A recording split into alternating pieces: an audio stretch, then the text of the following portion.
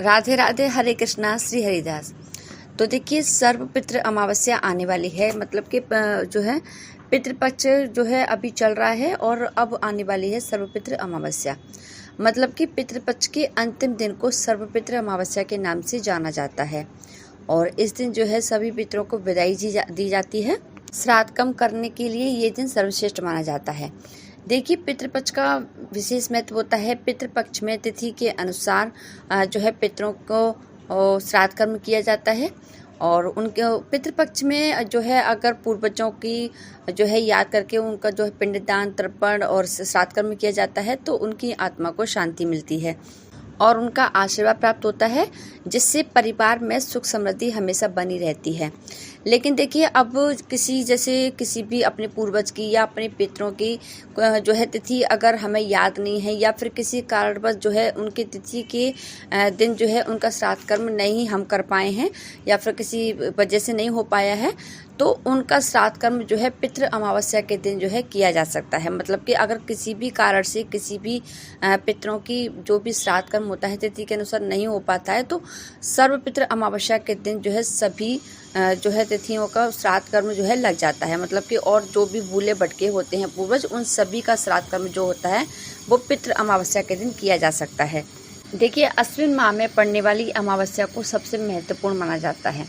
सर्वपितृ अमावस्या को जो है पितृपक्ष श्राद्ध पक्ष जो है वो समाप्त हो जाता है। भारत की कुछ जगहों पर सर्वपितृ अमावस्या को जो है पितृ अमावस्या, महालया अमावस्या और पितृ मोक्ष अमावस्या के नाम से भी जाना जाता है। देखिए, ये अमावस्या पितरों को याद करने, मोक्ष करने, दान पुण्य करने की और उनकी आत्मा की शांति करने की प्रार्थना करने के लिए सबसे श्रेष्ठ अमावस्या मानी जाती है। ऐसा माना जाता है कि अगर हमारे पूर्वज हमसे नाराज हैं और कोई भी अगर हमसे गलती हो जाती है पितृपक्ष के दौरान, तो अमावस्या के दिन हम जो है पूरे विधि विधान से ब्राह्मणों को भोजन कराने से जो है अपने पितरों को जो है खुश कर सकते हैं और उनका आशीर्वाद प्राप्त कर सकते हैं और दान दक्षिणा दे करके उनका आशीर्वाद हमें प्राप्त हो जाता है। तो सबसे पहले ये जान लेते हैं कि पितृ अमावस्या जो है वो कौन से दिन की है। तो देखिए, पितृ अमावस्या की जो तिथि है वो 13 अक्टूबर को रात 9:50 पर आरंभ होगी और 14 अक्टूबर को 11:24 पर इस तिथि का समापन है। तो 14 अक्टूबर की जो है पितृ अमावस्या है, सर्वपितृ अमावस्या, और इसी दिन श्राद्ध पक्ष जो है समाप्त हो जाता है और इसी दिन जो है साल का अंतिम सूर्य ग्रहण भी पड़ रहा है। 14 अक्टूबर को सूर्य ग्रहण पड़ेगा। तो देखिए, जैसा कि सभी जानते हैं कि सर्वपितृ अमावस्या के दिन जो है पूर्वजों को जो है विदाई दी जाती है। तो देखिए, इस दिन आपको किस तरीके से अपने पूर्वजों को विदाई देनी है। सबसे पहले आपको प्रातःकाल उठ जाना है, उसके बाद में अपने घर की सारी क्रियाओं से निर्वृत्त होकर के आपको स्नान करना है और उसके बाद में आपको स्वच्छ वस्त्र धारण करने हैं। देखिए, अगर आप हो सके तो सफ़ेद रंग के वस्त्र धारण करें, क्योंकि सफ़ेद रंग जो होता है वो शांति का प्रतीक माना जाता है। तो अगर आप हो सके तो सफ़ेद रंग के वस्त्र धारण करें। अगर नहीं है तो फिर आप कोई भी स्वच्छ मतलब आप वस्त्र धारण कर सकते हैं और स्नान के बाद में सूर्य को अर्घ्य दें।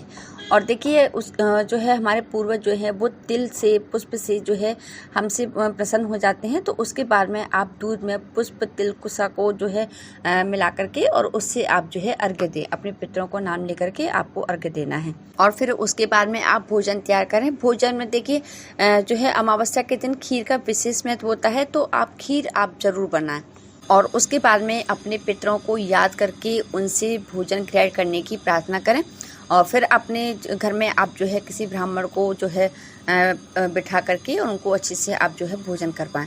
देखिए, श्राद्ध कर्म जो होता है वो दोपहर के समय किया जाता है, कभी भी प्रातःकाल में या फिर शाम के वक्त श्राद्ध कर्म नहीं किया जाता है। हमेशा श्राद्ध कर्म जो होता है वो दोपहर के समय किया जाता है। तो जब भी आप ब्राह्मण को भोजन कराएं तो आप ध्यान रखें कि आप दोपहर में ही भोजन कराएं किसी भी ब्राह्मण को और भोजन कराने के बाद में आप उनको दान दक्षिणा दें और उनका आशीर्वाद प्राप्त करें। उसके बाद में परिवार के सभी सदस्यों को भोजन ग्रहण करना चाहिए और फिर अपने पितरों की आत्मा की शांति के लिए प्रार्थना करनी चाहिए। देखिए, सर्वपितृ अमावस्या के दिन गाय, कुत्ते और कोए का भोजन आप जरूर खिलाएं, क्योंकि ऐसा माना जाता है कि जो भी हम पितरों का हम जो श्राद्ध कर्म करते हैं तो गाय, कुत्ते और कोए को जो हम भोजन खिलाते हैं उसी के द्वारा जो है हमारे पितृ जो है भोजन ग्रहण कर पाते हैं। और अमावस्या के दिन आप चारे का दान करें और अपने घर के द्वार पर आप खाने पीने की वस्तुएं आप जरूर रखें, जिससे कि आपके द्वार पर कोई भी पशु पक्षी अगर आता है तो वो भूखे ना रहे, वो जो है भोजन को ग्रहण कर सके। देखिए, अमावस्या के दिन पीपल के पेड़ का पूजन बताया गया है। ऐसा माना जाता है कि पीपल के वृक्ष में देवों के साथ साथ पितरों का भी वास होता है, तो इसीलिए अगर आप हो सके तो ये जो है पितृपक्ष की अमावस्या है, सबसे श्रेष्ठ अमावस्या इसको माना जाता है। तो अगर आप हो सके तो अपने पितरों के नाम से आप जो है पीपल के पेड़ की पूजा आप अवश्य करें। और अपने पूर्वजों के नाम पर किसी जो है निर्धन को आप वस्त्र दान कर सकते हैं, अन्न दान कर सकते हैं, भोजन दान कर सकते हैं। मतलब आप पे जो भी चीज़ें आपसे बन जाती हैं, आपसे जो भी आपका सामर्थ्य है उसके अनुसार आप दान कर सकते हैं, जिससे कि आपके पितृ जो है वो आपसे प्रसन्न रहें और उनका आशीर्वाद आपको मिल सके। तो आज के लिए इतना ही। आशा करती हूँ कि आपको वीडियो पसंद आई होगी। अगर पसंद आई हो तो लाइक कमेंट शेयर ज़रूर करना। अब मिलती हूँ अगली वीडियो में, तब तक के लिए राधे राधे, जय श्री कृष्णा।